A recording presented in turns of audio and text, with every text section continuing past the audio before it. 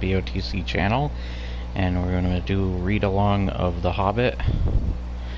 Don't know what chapter we're going to stop at. I have the timer elapsed time at the top, so I know how long. If you guys want, let's try to make this spin the camera for me. No? Is it gonna?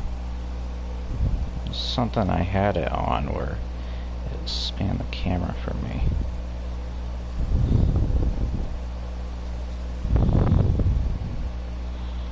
Hold on, what's going on? Trying to get it to so that the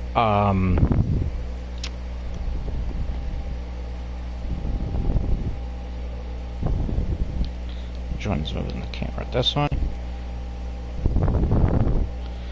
Okay. Okay, it's sadly a downward shot. Hopefully that's enough. I wish it was a little slower. There we go. A little bit slower.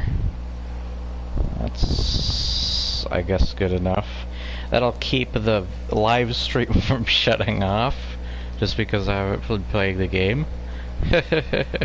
So, let's hop into this.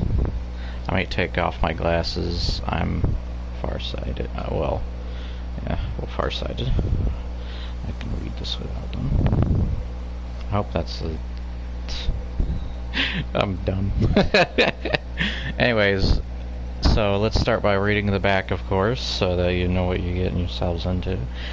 This is the latest print of The Hobbit. I didn't know which which book to start with, the Silmarillion or this. I thought The Hobbit, because the Silmarillion mostly like covers like a bunch of other stuff to do with the entirety of the universe and like way back. Alright. The stirring adventure that begins the greatest fantasy epic of our time. When Thorin Oakenshield and his band of dwarves embark upon a dangerous quest to reclaim their home from the ruthless dragon Smaug. I'm going to say Smaug because I hate that they say Schmog in the new movie. Alright, I'll shut up now. Like, where's the H in that name? And they even say Smaug in the animated Hobbit movie, so it must be Smaug or something. If only J.R.R. Tolkien was here to help us with that. I'm pretty sure there was like a glossary part that tells you how to pronounce it, though.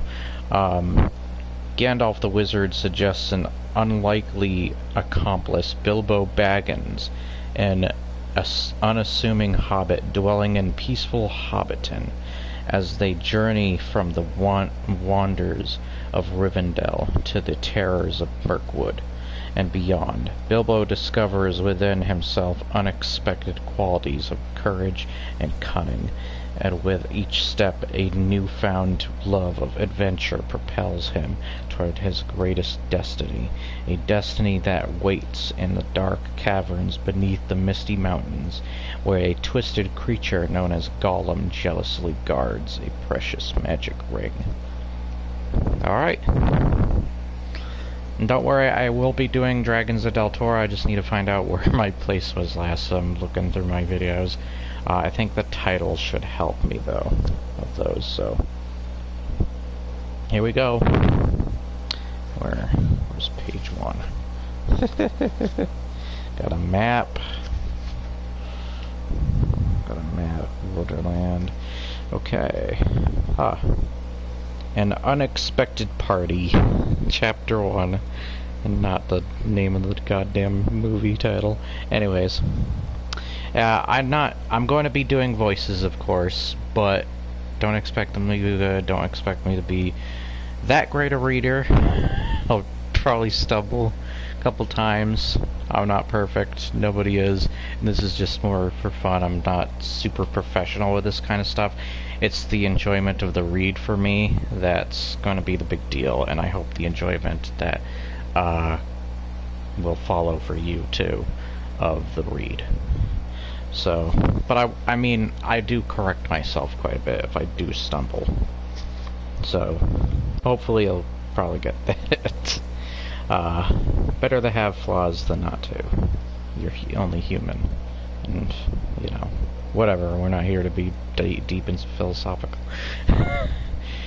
Chapter 1, An Unexpected Journey. In a hole in the ground there lived a hobbit, not a nasty, dirty, wet hole, filled with the ends of worms and an oozy smell, nor yet a dry, bare, sandy hole, with nothing in it to sit down on or to eat. It was a hobbit hole, and that means comfort. It had a perfectly round door like a porthole, painted green with a shiny yellow brass knob. In the exact middle the door opened onto a tube-shaped hall like a tunnel, a very comfortable tunnel without smoke, with paneled walls and floors tiled and carpeted, provided the polished chairs and the lots and lots of pegs for hats and coats.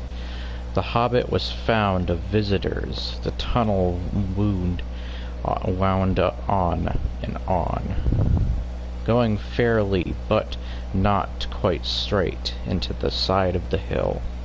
The hill, as all the people for many miles around called it, and many little round doors opened out of it, first on one side and then on another.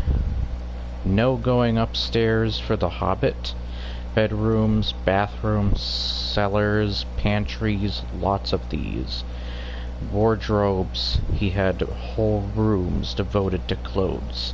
Kitchens, dining rooms, all were on the same floor, and indeed on the same passage. The best rooms were all on the left-hand side, going in, for these were the only ones to have windows, deep set round windows looking out over his garden, and meadows beyond, sloping down to the river. This hobbit was a very well-to-do hobbit, and his name was Baggins. The Bagginses had lived in the neighborhood of the hill for time out of mind, and people considered them very respectable, not only because most of them were rich, but also because they never had any adventures or did anything unexpected. You could tell what a Baggins would say on any question without the bother of asking him. This is a story of how a Baggins had an adventure, and found himself doing and saying things altogether unexpected. He may have lost the neighbor's respect, but he gained, well, you will see whether he gained anything in the end. The mother of the particular hobbit. What is a hobbit? I suppose hobbits need some description nowadays, since they have become rare and shy of the big people, as they call us. They are, or were, a little people, about half our height, and smaller than the bearded dwarves. Hobbits have no beards. There is little or no magic about them, except the ordinary everyday sort, which helps them to disappear quietly and quickly when large stupid folk like you and me come blundering along, making a noise like elephants, which they can hear a mile off. They are inclined to be fat in the stomach. They dress in bright colors, chiefly green and yellow, wear no shoes because their feet grow natural leathery soles, and thick warm brown hair, like the stuff on their heads, which is curly, have long clever brown fingers, good natured faces, and laugh deep fruity laughs, especially after dinner, which they have twice a day, when they can get it. Now you know enough to go on with. As I was saying, the mother of the hobbit, this hobbit, of Bilbo Baggins, that is, was the famous Belladonna Took, one of the three remarkable daughters of the old Took, head of the hobbits who lived across the water, the small river that ran at the foot of the hill. It was often said in other families that long ago one of the Took ancestors must have taken a fairy wife. That was, of course, absurd, but certainly there was still something not entirely hobbit-like about them, and once in a while members of the Took clan would go and have adventures. They discreetly disappeared, and the family hushed it up. But the fact remained that the Tooks were not as respectable as the Bagginses, though they were undoubtedly richer. Not that Belladonna Took ever had any adventures after she became Mrs. Bungo Baggins. Bungo Baggins, that was Bilbo's father, built the most luxurious hobbit hole for her, and partly with her money. That was to be found either under the hill or over the hill, or across the water, and there they remained to the end of their days. Still, it is probable that Bilbo, her only son, although he looked and behaved exactly like a second edition of his solid and comfortable father, got something a bit queer in his make-up. From the Took side, something that only waited for a chance to come out. The chance never arrived until Bilbo Baggins was grown up, being about 50 years old or so, and living in the beautiful hobbit hole built by his father, which I have just described for you, until he had in fact apparently settled down immovably, by some curious chance one morning long ago in the quiet of the world, when there was less noise and more green, and the hobbits were still numerous and prosperous, and Bilbo Baggins was standing at the door after breakfast, smoking an enormous long wooden pipe. My foot's falling asleep. That reached nearly down to his woolly toes. Neatly brushed, Gandalf came by. Gandalf, if you had heard only a quarter of what I have heard about him, and I have only heard very little of all there is to hear, you would be prepared for any sort of remarkable tale. Tales and adventures sprouted up all over the place wherever he went. In the most extraordinary fashion, he had not been down that way under the hill for ages and ages. Not since his friend the old Took died, in fact, and the hobbits had almost forgotten what he looked like. He had been away over the hill and across the water on business of his own since they were all small hobbit boys and hobbit girls. I'll keep glancing up if somebody leaves like a message or something. All that the unsuspecting Bilbo saw that morning was an old man with a staff. He had a tall pointed blue hat, a long grey cloak, a silver scarf, over which his long white beard hung down below his waist, and immense black boots. "Good morning," said Bilbo. Good morning," said Bilbo. That's a more proper voice. The other one will be... Okay, I gotta look ahead a little bit.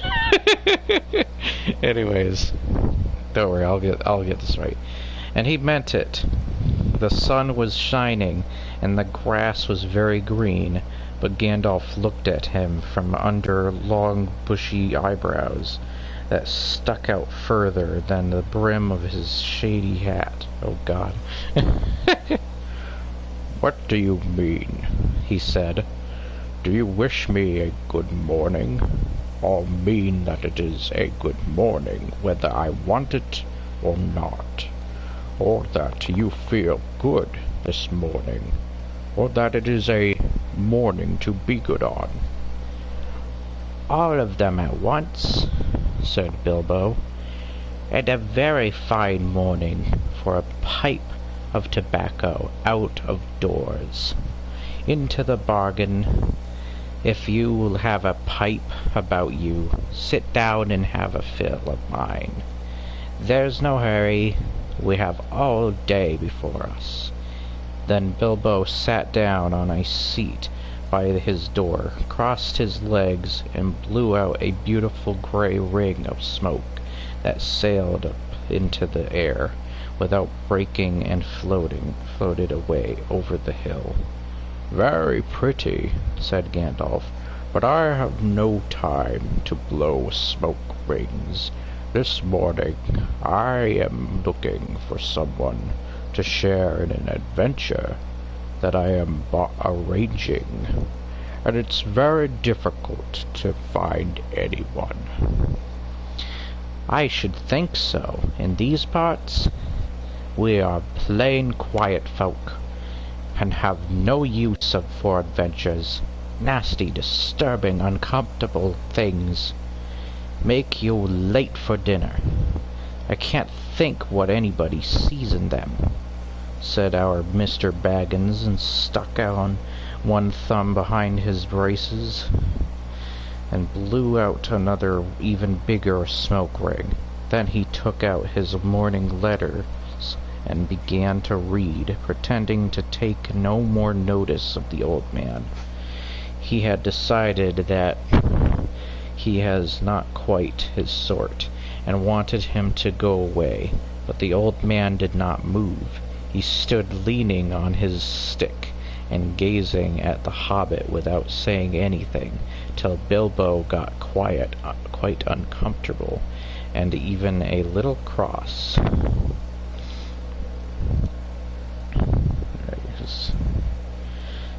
"Good morning," he said at... Wait a minute.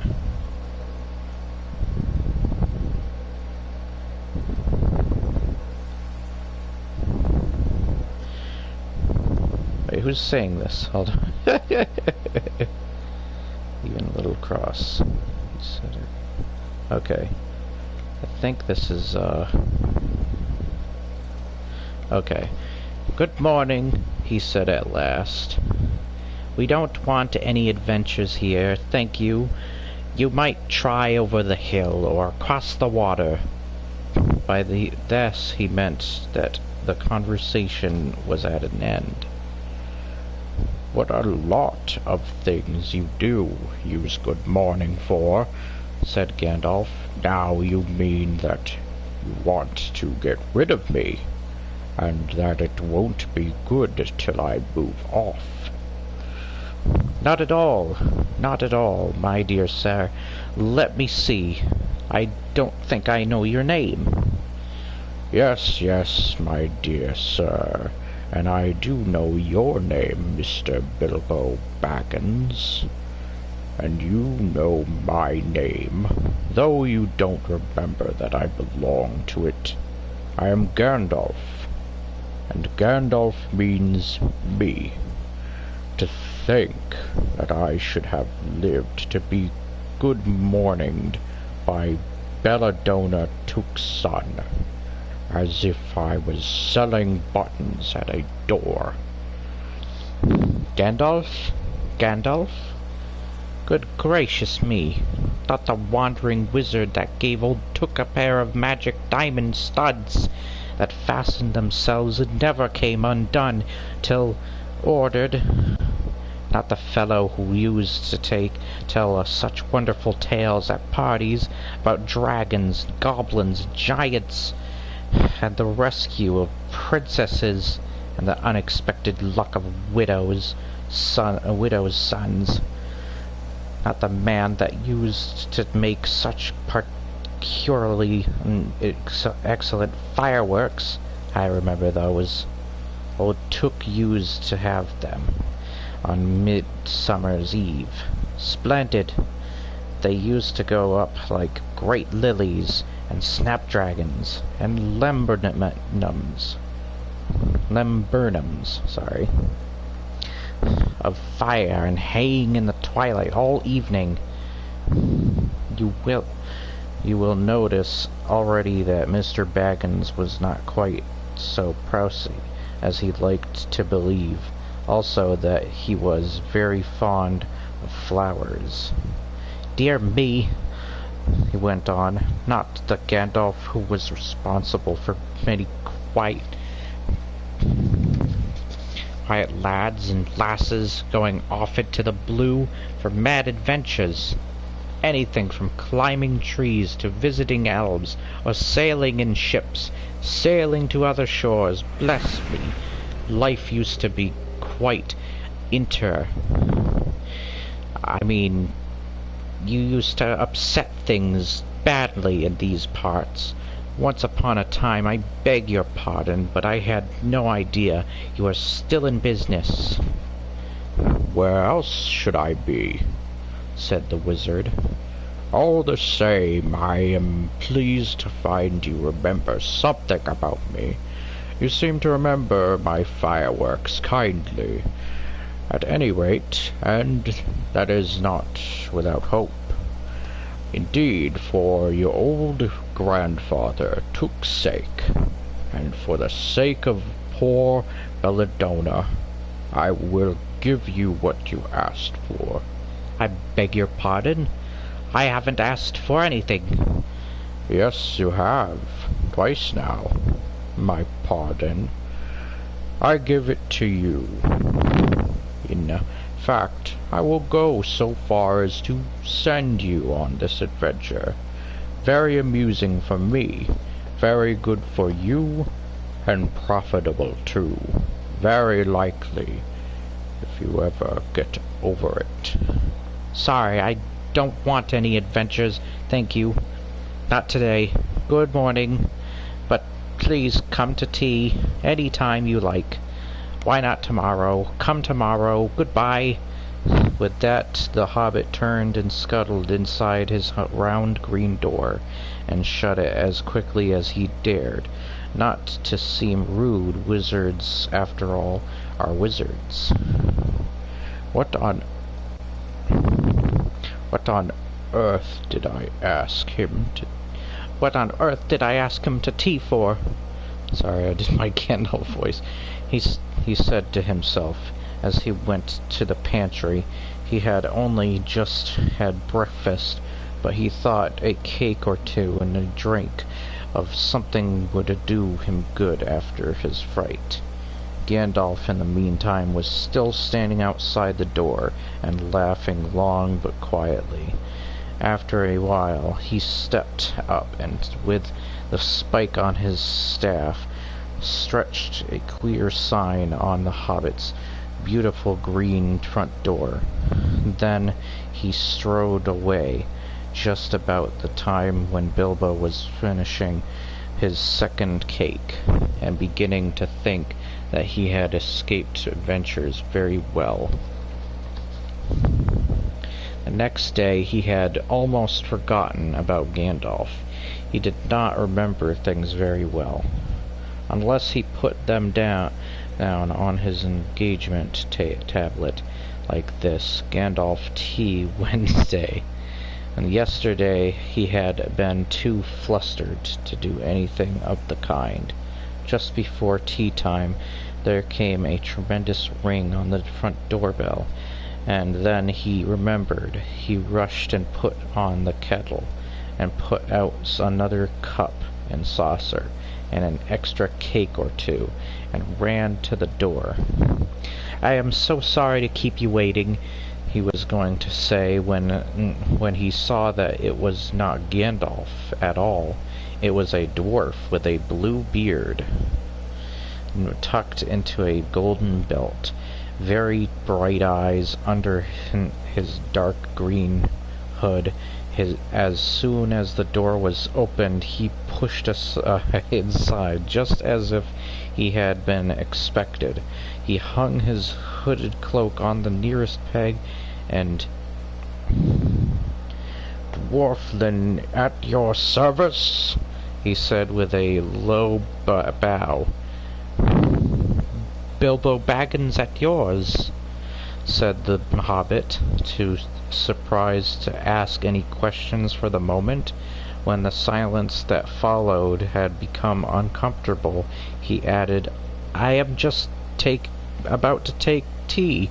Pray come and have some with me." A little stiff, perhaps, but he meant it kindly. And what would you do if an uninvited dwarf came and hung his things up on your hall without a word of explanation? My eyes are getting heavy, by the way. I'm feeling tired, and it's not even like... It's like 7 or whatever, and I'm getting tired. I'm definitely going to stay awake to read quite a bit of this, though. Hopefully. Maybe I will end it, like, it depends, like, will I do a chapter or two? We'll see. They had not been at table long. In fact, they had hardly reached the third cake when there came another, even louder ring at the bell. "Excuse me," said the hobbit, and off he went to the door. Okay. "So you have got here at last." That was what he was going to... So you have got here at last. That is what he was going to say to Gandalf this time. But it was not Gandalf. Instead, there was a very old-looking dwarf on the step. Turn the page.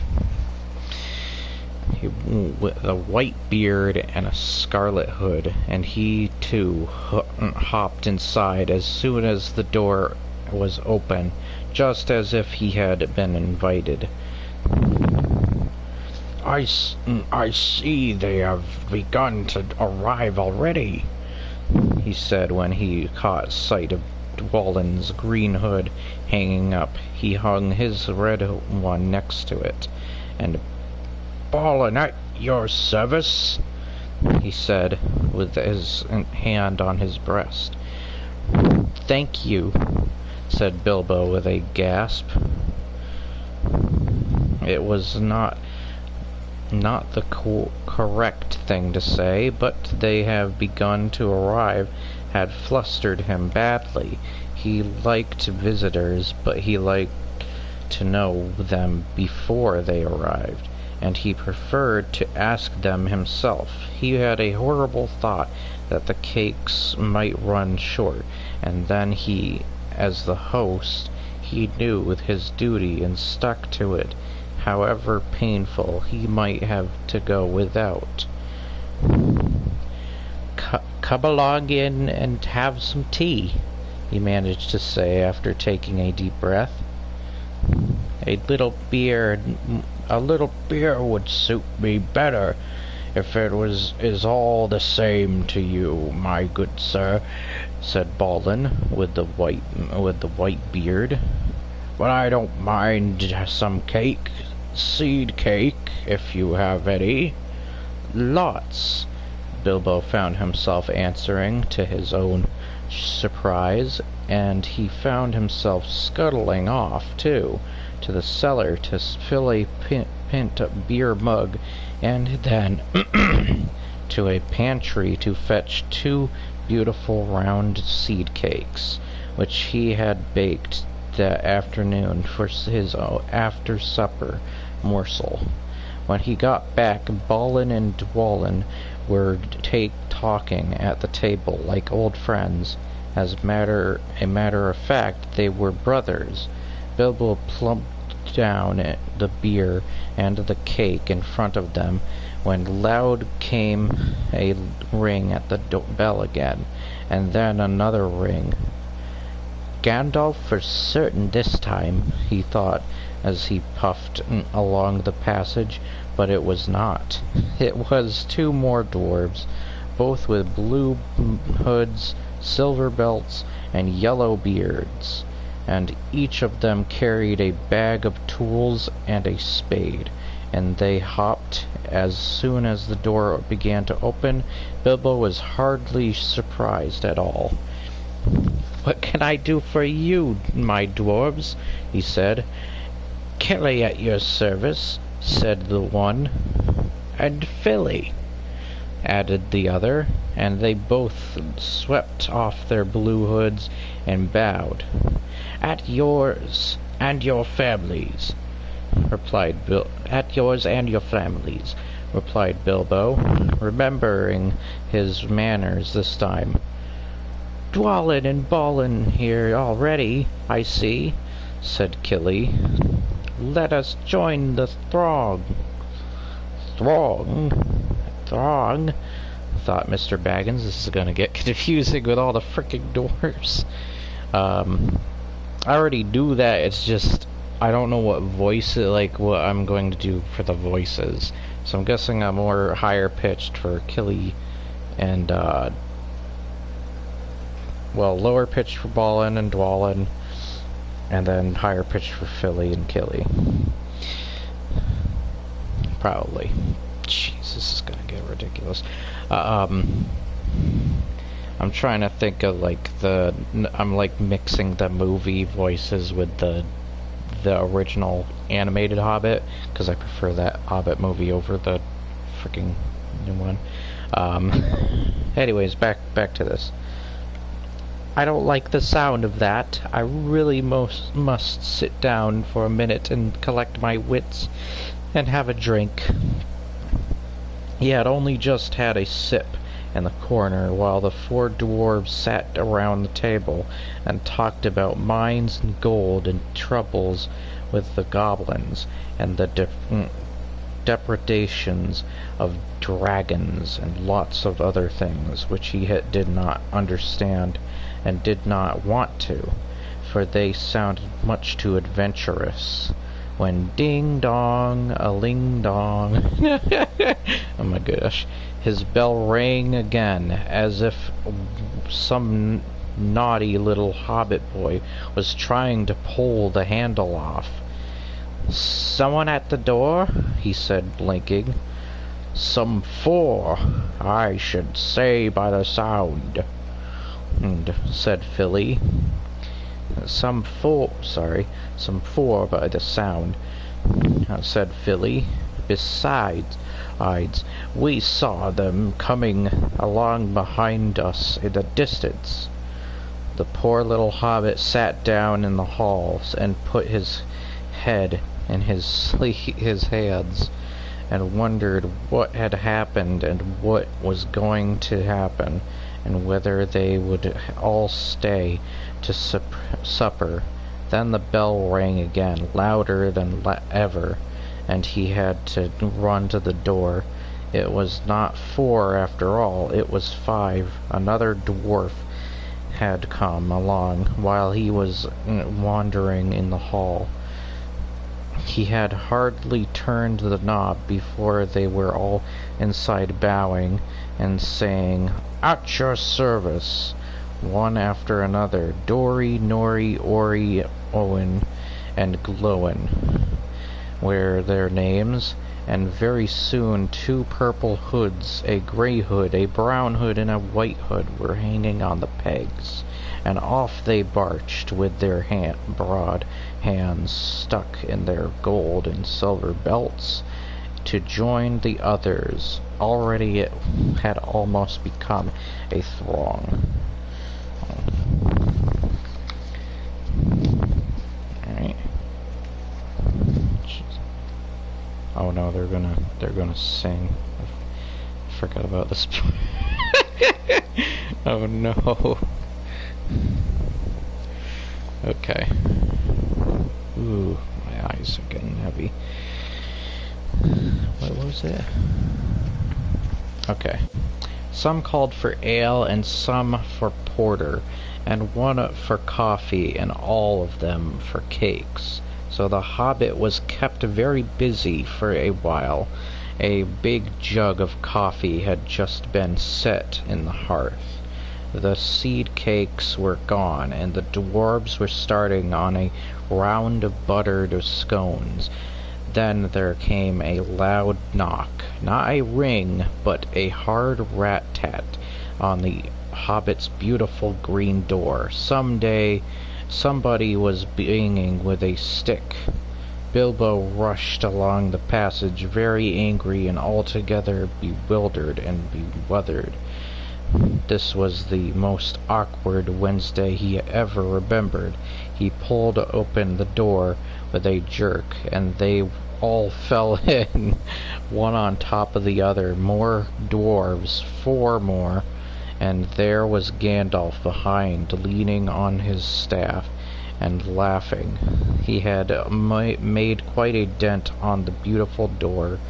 He had almost also, by the way, knocked out the secret mark that he had put there the morning before. Carefully,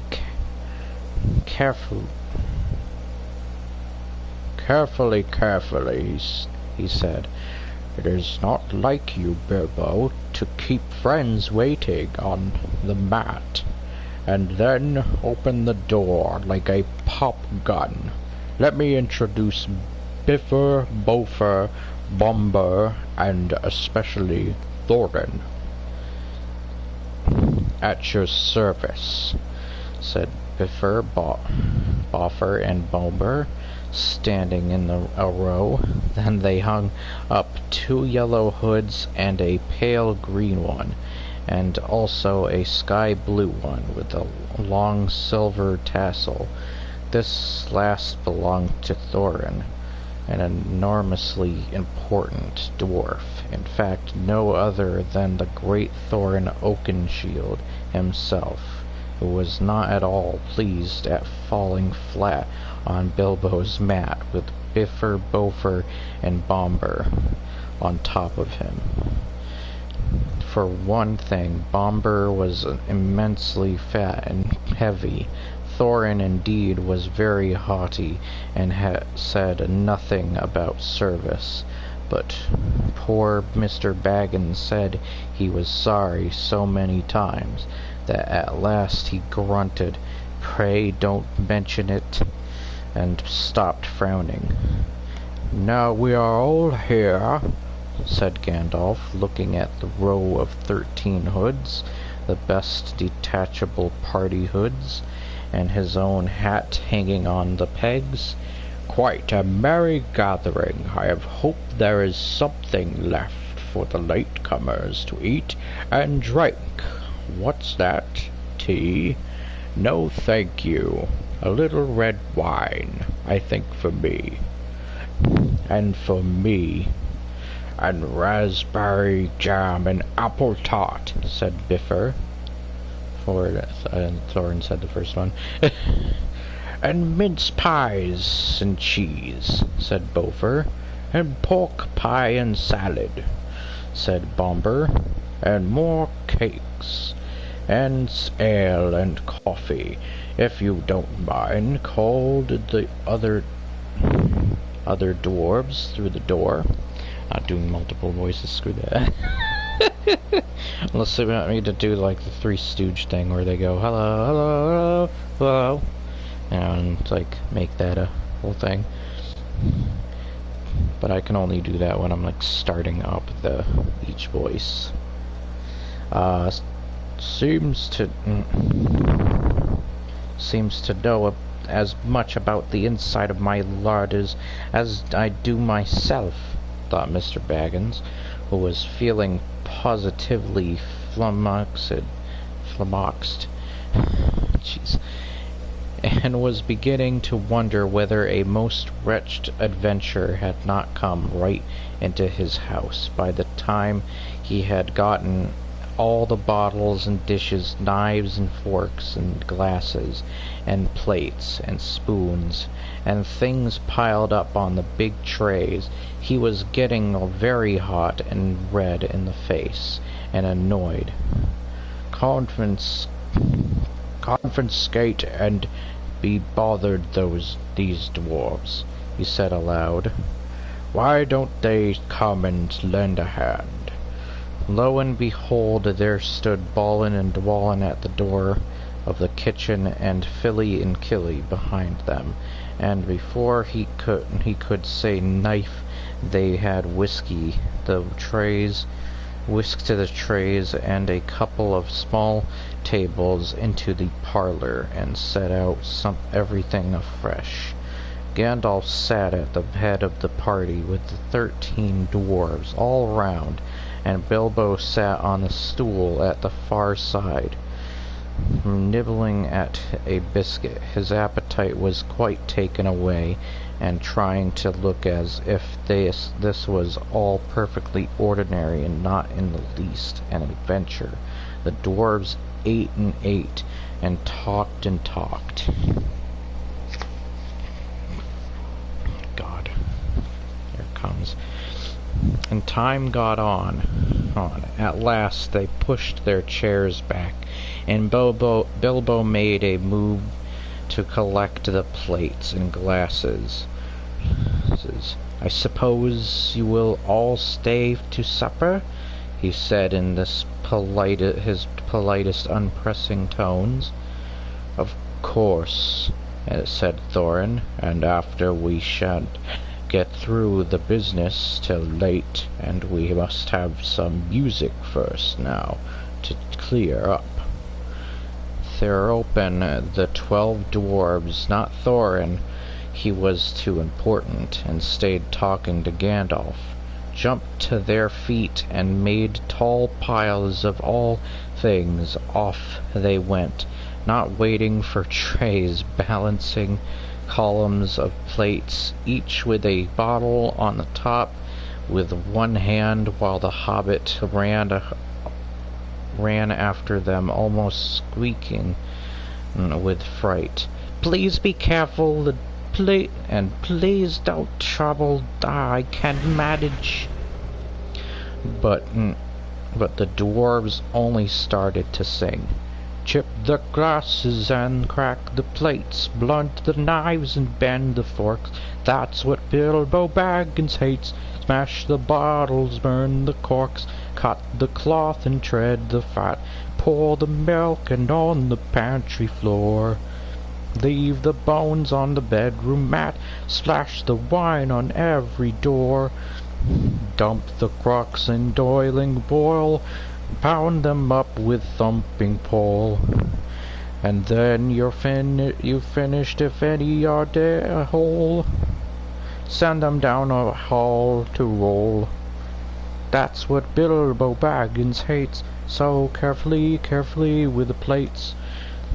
And of course they did none of these dreadful things, and everything was cleaned and put away, safe as quick as lightning, while the Hobbit was turning around and round in the middle of the kitchen, trying to see what they were doing. Then they went back and found Thorin with his feet on the fender, smoking a pipe.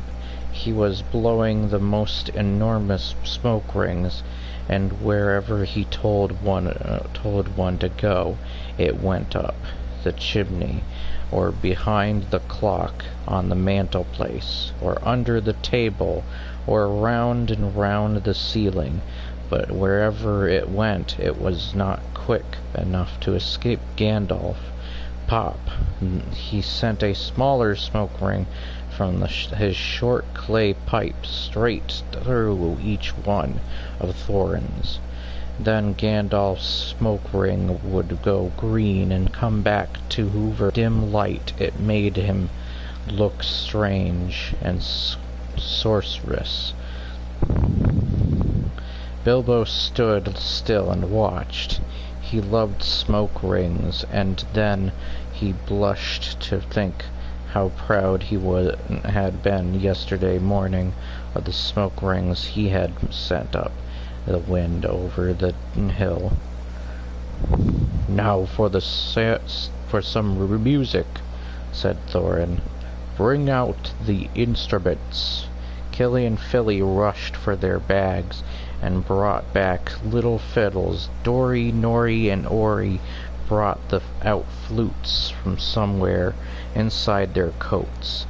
Bomber produced a drum from the hall. Biffer and Boffer went out too, and came back with clarinets that they had left among the walking sticks. Dwallin and Ballin said, "Excuse me, I left mine in the porch.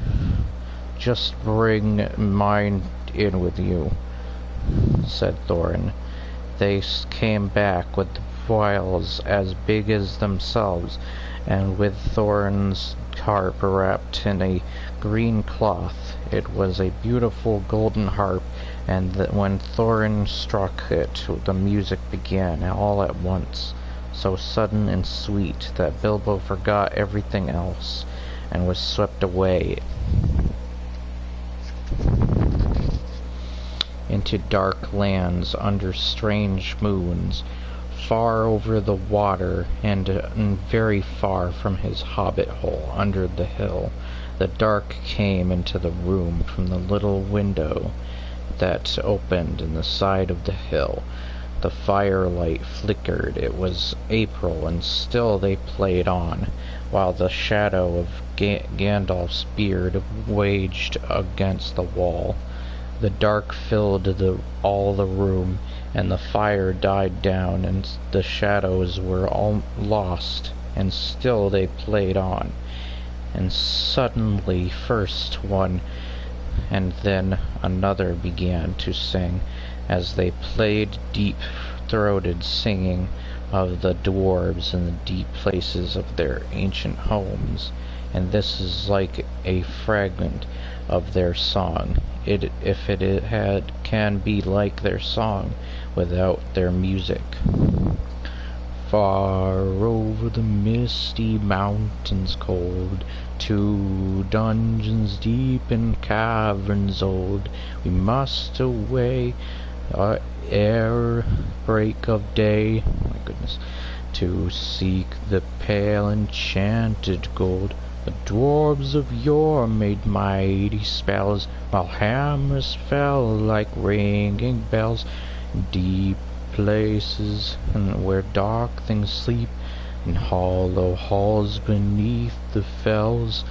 For ancient king and elvish lords, there many a gleaming golden hoard they shaped and wrought, and light they caught, to hide in gems on hilt of sword. On silver necklaces they strung, the flowering stars on crowns they hung. The dragon fire and twisted wire enmeshed the light of moon and sun. For over the misty mountains cold, to dungeons deep and caverns old, we must away ere break of day, to claim our long-forgotten gold. Goblets they carved there for themselves, and harps of gold where no man delves. There lay they long, and many a song was sung unheard by men or elves. The pines were roaring in the height, the winds were moaning in the night. The fire was red, it flaming spread, the trees like torches blazed with light. The bells were ringing in the dale, the men looked up with faces pale. Then dragon's ire, more fierce than fire, laid low their towers and houses frail. The mountain smoked beneath the moon, the dwarves they heard the tramp of doom. They fled their hall to dying fall, beneath the feet, beneath the moon. Far over the misty mountains grim, to dungeons deep and caverns dim, we must away ere break of day, to win our harps and gold from him. My goodness, jeez. There's gonna be messy, especially when I'm frickin' getting heavy-eyed now. As they sang, the Hobbit felt the love of beautiful things made by hands and by cunning, and by magic moving through him, a fierce and a jealous love, the desire of the hearts of dwarves. Then something Tookish woke up inside him, and he wished to go and see the great mountains, and hear the pine trees and the waterfalls, and explore the caves, and wear a sword instead of a walking stick. He looked out of the window. The stars were out in the dark sky above the trees. He thought of the jewels of the dwarves shining in dark caverns. Suddenly, in the wood beyond the water, a flame leapt up, probably somebody lighting a wood fire, and he thought of plundering dragons settling on his quiet kill and kindling it at all to flames. He shuddered, and very quickly he was plain Mr. Baggins of Bag End Underhill again. He got up, trembling. He had less than half a mind to fetch the lamp, and more than half a mind to pretend to and go and hide behind the beer barrels in the cellar, and not come out again until all the dwarves had gone away. Suddenly he found that the music and the singing had stopped, and they were all looking at him with eyes shining in the dark. "Where are you going?" said Thorin, in the tone that seemed to show that he guessed both halves of the Hobbit's mind. "What about a little light?" said Bilbo, apologetically. "We like the dark," said all the dwarves. "Dark for the dark business. There are many hours before dawn." "Of course," said Bilbo, and sat down in a hurry. He missed the stool and sat in the fender, knocking over the poker and shovel with a crash. "Hush!" said Gandalf. "Let Thorin speak." And this is how Thorin began. "Gandalf, dwarves, and Mr. Baggins, we are met together in the house of our friend and fellow conspirator, this most excellent and audacious Hobbit. May the hair on his toes never fall out. All praise to his wine and ale."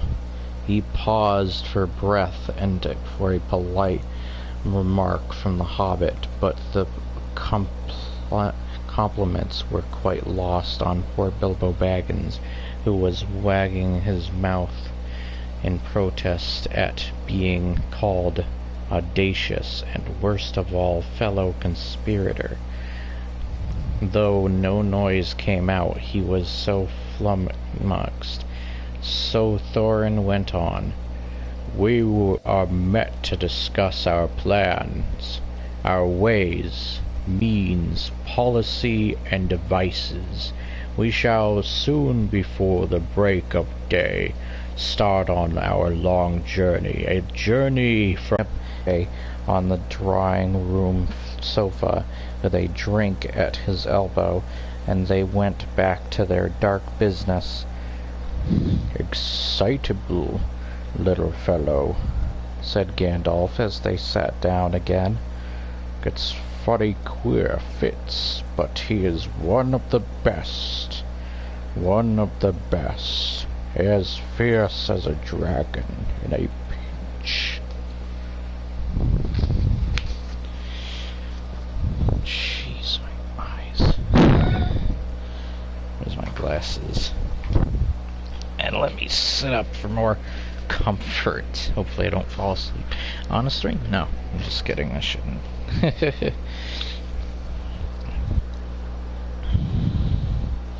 Alright. Oops. Okay, good. If you have ever seen a dragon in a pinch, you will realize that this was only poetical exaggeration applied to any hobbit, even to old Took's great-grand-uncle, Bullroarer, who was so huge for a hobbit that he could ride a horse. He charged the ranks of the goblins of Mount Graham in the Battle of the Green Fields, and knocked their king Gulfimbal's head clean off with a wooden club. It sailed 100 yards through the air and went down a rabbit hole, and in this way the battle was won and the game of golf invented at the same moment. In the meanwhile, however, Bullroarer's gentler descendant was reviving in the drawing-room. After a while and a drink, he crept nervously to the door of the parlor. This is what he heard. Gloin speaking. Or something snort, more or less like that. Will he do you think? It is all very well for Gandalf to talk about this hobbit being fierce, but one shriek like that in a moment of excitement would be enough to wake the dragon and all his relatives, and killed a lot of us. I think it sounded more like fright than excitement. In fact, if it had not been for the sign on the door, I should have been sure we had come to the wrong house. As soon as I clapped eyes on the little fellow, bobbing and puffing on the mat, I had my doubts. He looks more like a grocer than a burglar. Then Mr. Baggins turned to the handle and went in. The Took side had won. He suddenly felt he would go without bed and breakfast to be thought fierce. As for little fellow bobbing on the mat, it almost... My PS4 is beeping. Made him really fierce. Many a time afterwards, and Baggins part regretted what he did now, and he said to himself, "Bilbo, you are a fool. You walked right in and put your foot in it." "Pardon me," he said, "if I have overheard words that you were saying. I don't pretend to understand what you are talking about, or your reference to burglars, but I think I am right in believing this is what he called being on his dignity. That you think I am no good? I will show you. I have no signs on my door. It was painted a week ago, and I am quite sure you have come to the wrong house. As soon as I saw your funny faces on the doorstep, I had my doubts, but treat it as the right one. Tell me what you want done, and I will try it. If I have to walk from here to the east of east and fight the wild wereworms in the last desert. I had a great-great-granduncle once, Bullroarer Took, and... Yes, but that was long ago," said Gloin. I also hope I'm not pronouncing these names wrong, some of them. I know some of them, but not all of them. Could be Gloin for all I know. Or Groin. No, just kidding, there's no R. I was talking about you, and I assure you there is a mark on this door, the usual one in the trade, or used to be. Burglar wants a good job, plenty of excitement, and reasonable reward. That's how it is usually read. You can say expert treasure hunter instead of burglar if you like. Oh, goodness. Some of them do. It's all the same to us. Gandalf told us that there was a man of that sort in these parts, looking for a job at once, and that he had arranged for a meeting here this Wednesday, tea time, of course. There's a mark, said Gandalf. I put it there myself, for very good reasons. You asked me to find the 14th man for your expedition, and I chose Mr. Baggins. Just let anyone say I chose the wrong man, or the wrong house, and you can stop at 13, and have all the bad luck you like, or go back to digging coal. He scowled so angrily at Gloin that the dwarf huddled back in his chair, and when Bilbo tried to open his mouth to ask a question, he turned and frowned at him and stuck out his bushy eyebrows till Bilbo shut his mouth tight with a snap. "That's right," said Gandalf. "Let's have no more argument. I have chosen my Baggins, and that ought to be enough for all of you. If I say he is a burglar he is, or will be when the time comes. There is a lot more in him." Stuff going on with the bonfire in the background. I'm surprised I don't know if you can be invaded in this area. I don't think you can.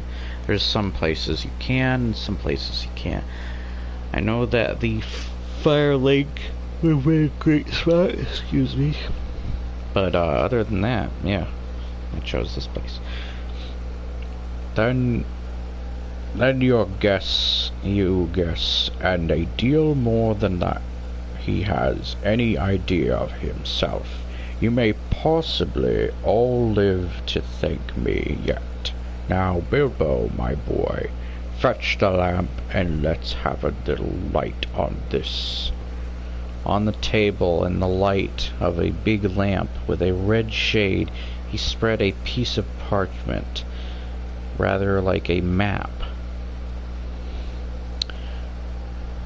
"This was made by Thor, your grandfather, Thorin," he said in answer to the dwarves' excited questions. "It is a plan of the mountain." I don't see that this will help us much," said Thorin disappointedly. After a glance, "I remember the mountain well enough, and the lands about it, and I know where Mirkwood is, and the withered heath, where the great dragons bred." "There was a dragon marked in the red of the on the mountain," said Balin, "but it will be easy enough to find him without that, if ever we arrive there." "There's one point that you haven't noticed," said the wizard, "and that is the secret entrance.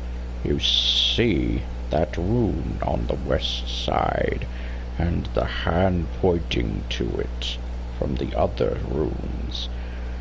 That marks a hidden passage to the lower halls. Look at the map at the beginning of this book, and you will see there the runes in red." Talking about this book. "It may have been secret once," said Thorin, "but how do we know that it is secret any longer? Old Smaug had lived there long enough now to find out anything there is to know about those caves. He may, but he can't have used it for years and years. Why? Because it is too small. 5 feet high, and the door, and 3 may walk abreast, say the runes, but Smog could not creep into a hole that size, not even when he was a young dragon, certainly not after devouring so many of the dwarves and men of Dale. It seems a great big hole to me, squeaked Bilbo, who had no experience of dragons and only of hobbit holes.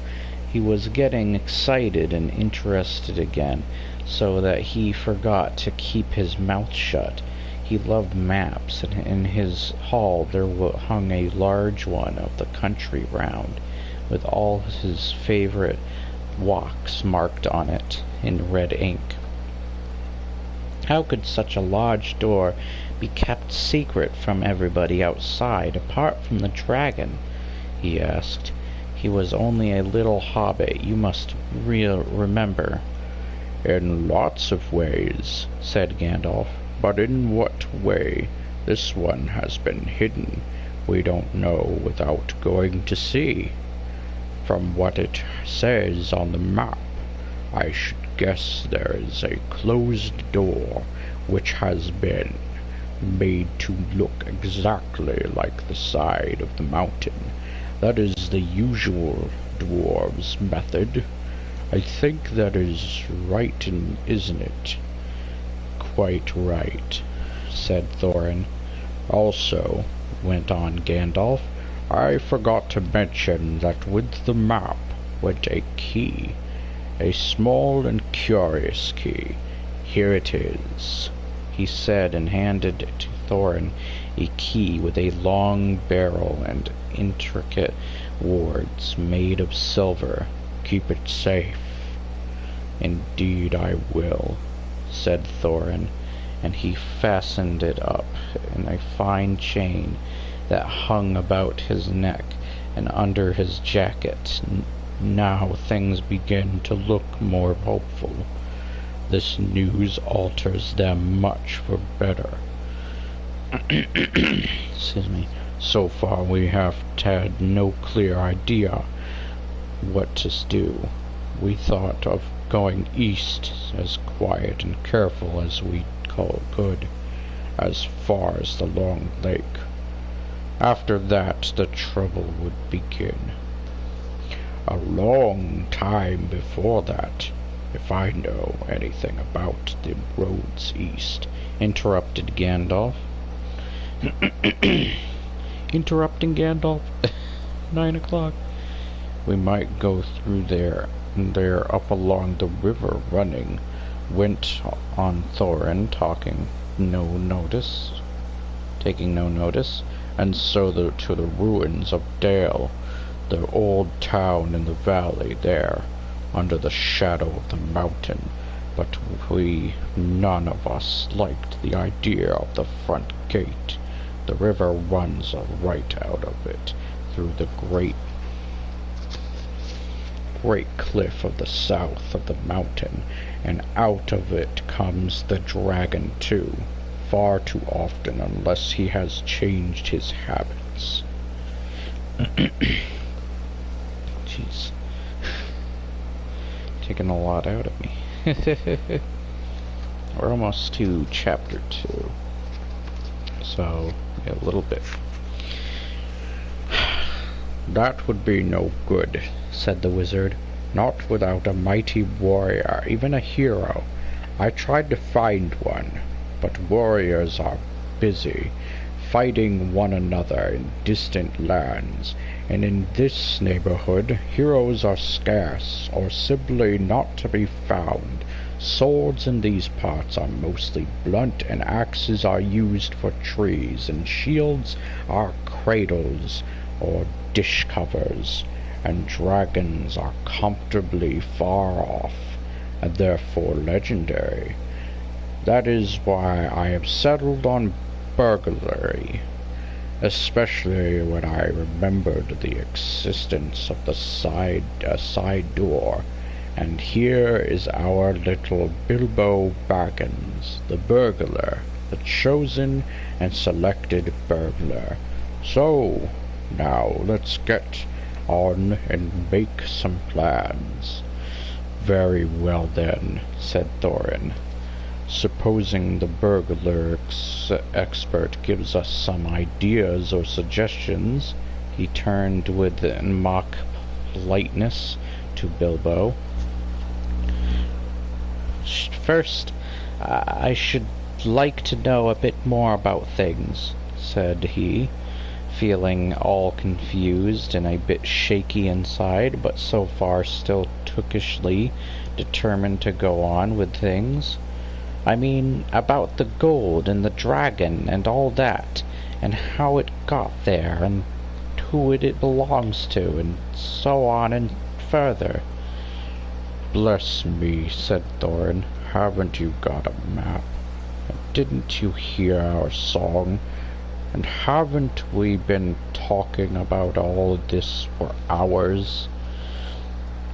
"All the same, I should like it all plain and clear," said he obstinately, putting on his business manner, usually reserved for people who tried to borrow money off him, and doing his best to appear wise and prudent and professional and live up to Gandalf's recommendation. "Also, I should like to know about risks, out-of-pocket expenses, time required, and remuneration, and so forth." By which he meant, what am I going to get out of it? And am I going to come back alive? "Oh, very well," said Thorin.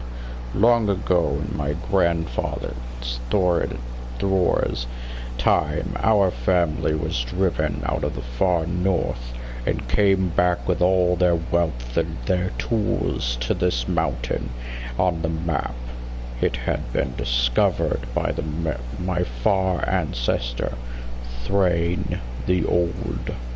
But now they mined and they tunneled, and they made huger halls and greater workshops, and in addition, I believe they found a good deal of gold and a great many jewels too.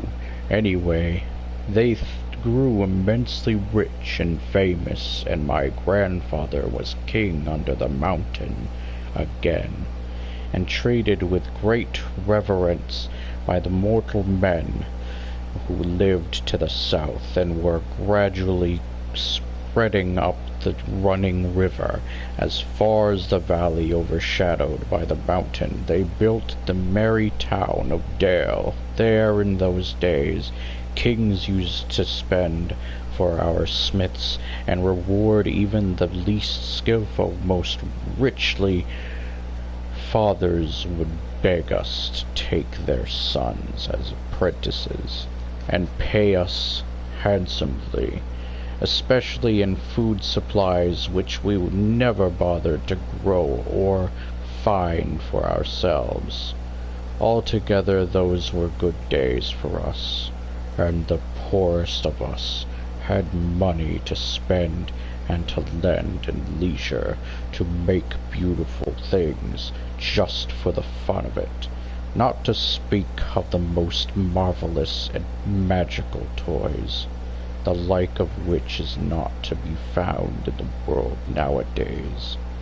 So my grandfather's halls became full of armor and jewels, and carvings and cups, and the toy market of Dale was the wonder of the north. Undoubted. Oh my goodness, was that? Wait a minute, that wasn't him talking? Oh, it was, okay. That's weird. Undoubtedly, that was what brought the dragon. Dragons steal gold and jewels, you know, from men and elves and dwarves, wherever they can find them, and they guard their plunder as long as they live, which is practically forever, unless they are killed, and never enjoy a brass ring of it. Indeed, they hardly know a good bit of work from a bad. though they usually have a good notion of the current market value, and they can't make a thing for themselves, not even mend a little loose scale of their armor. There were lots of dragons in the north in those days, and gold was probably getting scarce up there, with the dwarves flying south or getting killed, and all the general waste and destruction that dragons made going from bad to worse. There was a most especially greedy, strong, and wicked worm called Smaug. One day he flew up into the air and came south. The first we heard of it was a noise like a hurricane coming from the north, and the pine trees on the mountain creaking and crackling in the wind. Some of the dwarves who happened to be outside, I was one luckily, a fine adventurous lad in those days, always wandering about, and it saved my life that day. Well, from a good way off, we saw the dragon settle on our mountain in a spout of flame. Then he came down the slopes, and when he reached the woods, they all went up in fire. By that time all the bells were ringing in Dale, and the warriors were arming. The dwarves rushed out of their great gate, but there was the dragon waiting for them. None escaped that way. The river rushed up in steam, and a fog fell on Dale, and in the fog the dragon came on them and destroyed most of the warriors. The usual unhappy story it was, only too common in those days. Then he went back and crept in through the front gate and rooted out all the halls and lanes and tunnels, alleys, cellars, mansions, and passages. After that there was no dwarfs left alive inside, and he took all their wealth and for himself. Probably, for that is the dragon's way. He has piled it all up in a great heap far inside, and sleeps on the floor on it for bed. Later he used to crawl out of the great gate and come by night to Dale, and carry away people, especially maidens, to eat, until Dale was ruined and all the people dead or gone. What goes on there now I don't know for certain, but I don't suppose anyone who lives nearer to the mountain than the far edge of the long lake nowadays. The few of us that were well outside sat and wept in hiding and cursed Smaug, and there we were unexpectedly joined by my father and my grandfather, with singed beards. They looked very grim, but they said very little. When I asked how they had got away, they told me to hold my tongue, and said that one day, in the proper time, I should know. After that, we went away, and we have had to earn our livings as best we could, up and down the lands, often enough sinking as low as blacksmith work, or even coalmaning, but we have never forgotten our stolen treasure, and even now, when I will allow we have a good bit laid by and are not so badly off. Here Thorin stroked the gold chain round his neck. We still mean to get it back, and to bring our curses home to Smaug, if we can. I have often wondered about my father's and my grandfather's escape. I see now they must have been a private side door which only they knew about, but apparently they made a map, and I should like to know how Gandalf got hold of it, and why it did not come down to me, the rightful heir. I did not get hold of it. I was given it, said the wizard. Your grandfather, Thror, was killed, you remember, in the mines of Moria by Azog the Goblin. Curse his name, yes, said Thorin. And Thrain, your father, went away on the 21st of April, 100 years ago last Thursday, and has never been seen by you since. True, said Thorin. Well, your father gave me this to give to you, and if I have chosen my own time, way for handling it over, you can hardly blame me, considering the trouble I had to find you. Your father could not remember his own name when he gave me the paper, and he never told me yours. So on the whole, I think I ought to be praised and thanked. Here it is, said he, handing the map to Thorin. I don't understand, said Thorin, and Bilbo felt he would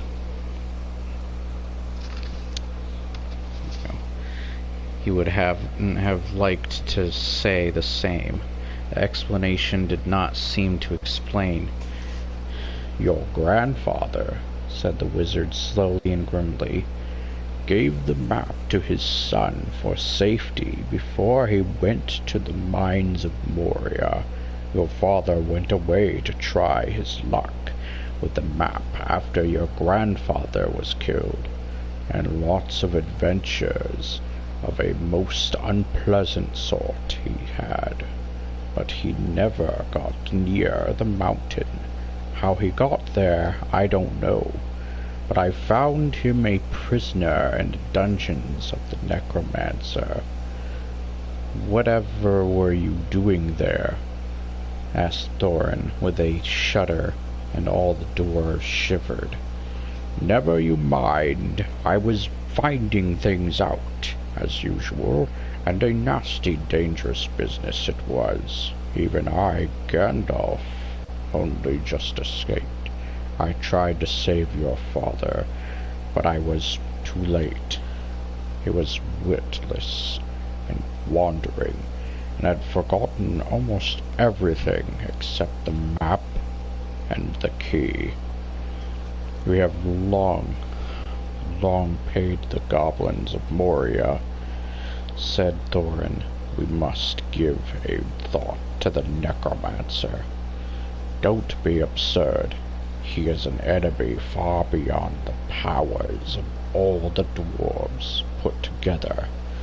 If they could all be collected again from the four corners of the world, the one thing your father wished was for his son to read the map and use the key. The dragon and the mountain are more than big enough tasks for you. Hear, hear, said Bilbo, and accidentally said it aloud. Hear what? They all said, turning suddenly towards him, and he was so flustered that he answered, Hear what I have got to say. What's that? They asked. Well, I should say that you ought to go east and have a look around. After all, there's the side door and dragons, and must sleep sometimes, I suppose. If you sit on the doorstep long enough, I dare say you will think of something. And well, don't you know, I think we have talked long enough for one night. If you see what I mean, what about bed and an early start and all that? I will give you a good breakfast before you go. Before we go, I suppose you mean, said Thorin. Aren't you the burglar? And isn't sitting on the doorstep your job? Not to speak of getting inside the door, but I agree about bed and breakfast. I like 6 eggs with my ham. When starting on a journey, fried, not poached, and mind you don't break 'em.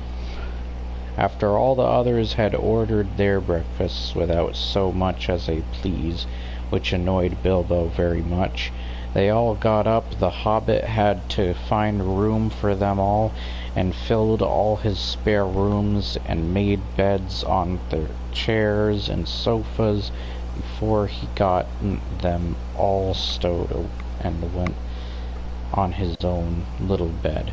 Very tired and not altogether happy.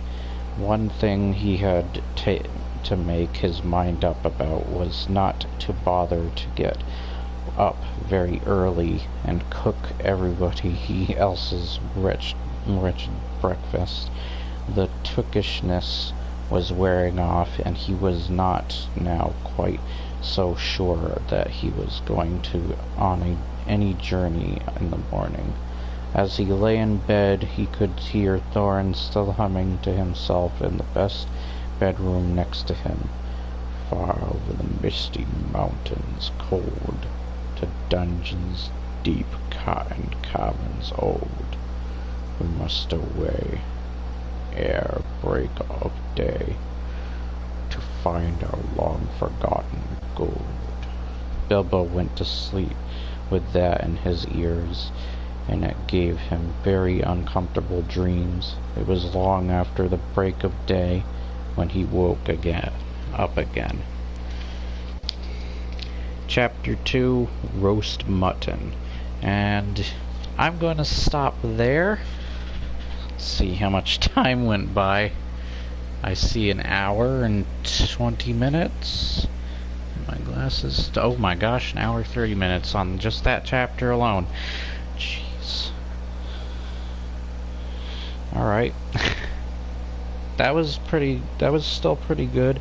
I said I was going to have some bumbles here and there. Like, I'm rusty with this, so I haven't read in general, like, even Dragons and Del Toro I haven't read in a while, so I might be bumbling. Hopefully I'll remember the voices I did for that. We got chapter 2 next time, the roast mutton.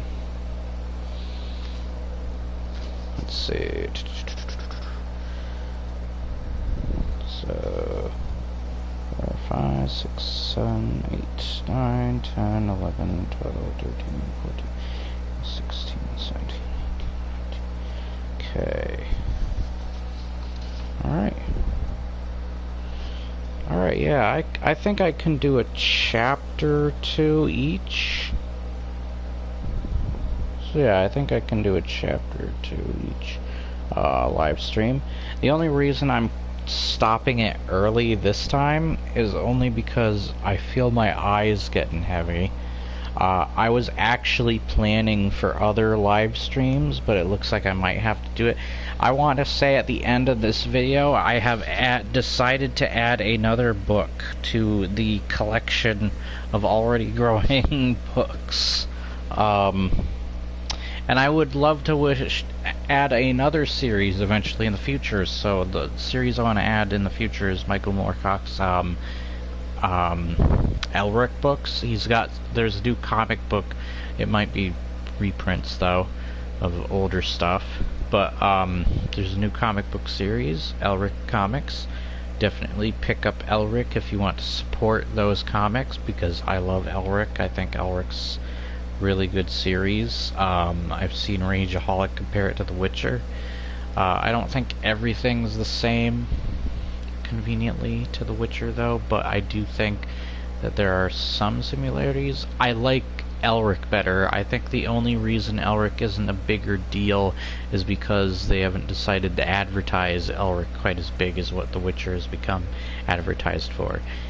So that's why I think Elric isn't bigger than The Witcher, is just how they advertise it. But the real book that I want to get to at some point, and it's actually a bunch of books, so I'll have to see how I do this. So it's going to be confusing, but it is the complete fiction of H.P. Lovecraft. There will probably be some certain words I will try to ignore altogether so I don't say certain offensive things in it. They still use the word queer. Of course, it doesn't mean anything offensive, and the way they're using it in the book, it's kind of like what other words used to mean back then, that they use differently, or to mean something else. I think they use it for more of something unique or strange to them, or whatever, in the way that they mean it. They don't mean it to be offensive or anything, and I don't mean it to be offensive either. That's what's written there. So I will try to avoid certain words in this, the complete fiction of H.P. Lovecraft. Works include The Case of Charles Dexter Ward, The Call of Cthulhu, The Dunwich Horror, At the Mountains of Madness, The Shadow of Over Innsmouth, The Color Out of Space, The Dream Quest of Unknown Kadath, and many, many more. So that'll be the book for next time. You know what, I'll read the back here so that I don't have to do it for the actual video. The complete fiction of H.P. Lovecraft, from even the greatest of horrors, irony is seldom absent. H.P. Lovecraft, The Shunned House. The complete fiction of H.P. Lovecraft collects the author's novel, 4 novellas, 53 short stories, and a new introduction written between the years 1917 and 1935. The works in this volume feature Lovecraft's trademark fantastical creatures, supernatural thrills, and hair-raising tales, as well as many horrific and cautionary science fiction themes. I'm guessing on like cults and stuff, because it's kind of his thing. I will probably not read some of the like introduction stuff because it mostly talks about H.P. Lovecraft himself. If you do want that stuff, I will do a separate live stream or video just briefly covering it and reading through it. So it might take longer than that, who knows. I am a slower reader than most. That's just me. I'm going to make mistakes. I'm sorry if I do. I'm rusty at this. But I hope you enjoy just as much as I do. I'm sorry I was getting tired by the end of this, but I was still enjoying the book. It's still a really good read, though, because it's frickin' Lord of the Rings. It's such a good, like, how I describe those is they really, like, paint a picture to you through words of what you're seeing and imagining. And I love the use of imagination you have for books. It's one of the best things about books is you can use your imagination when reading. You paint a picture once again, but goddamn does Lord of the Rings paint a picture for you. It's like the words themselves are painting. You're seeing that picture unfold before you. Anyways, I want to stop before I get too tired. I hope you guys enjoy nonetheless, and I'll see you guys next time. Like, share, and subscribe. Leave your comments below. When you do, hit the bell for notifications to keep up to date with the latest content or videos. I hope you guys like that the read-alongs are back. I will be doing... Let me stop the turning of the frickin' screen. I hope you're glad they'll be back. Don't worry, Dragons of Del Toro will be coming back as well. It seems to be read-alongs is something that was strong for my channel. It made tons of views. I hope I'm not too late to the whole thing. I hope if you guys do want the videos to be shorter, let me know, definitely. And how short you think they should be. And I will see you guys next time. Bye.